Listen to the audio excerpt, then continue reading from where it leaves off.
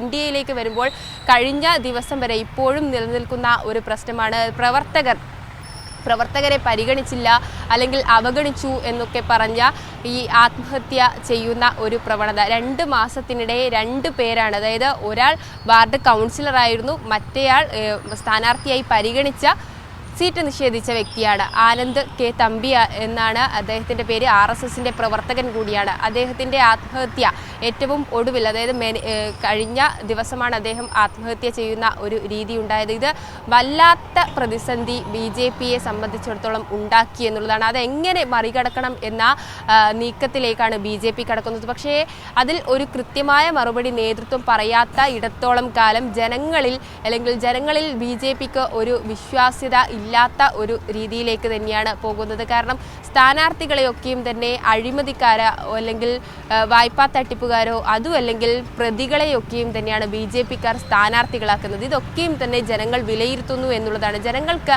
നല്ല ഒരു ജനപ്രതിനിധിയാണ് വേണ്ടത്. ഒരു പ്രതിയെയോ അതോ അഴിമതി നടത്തുന്ന ജനപ്രതിനിധിയോ അല്ലെങ്കിൽ തട്ടിപ്പ് നടത്തുന്ന ജനപ്രതിനിധിയോ അല്ല.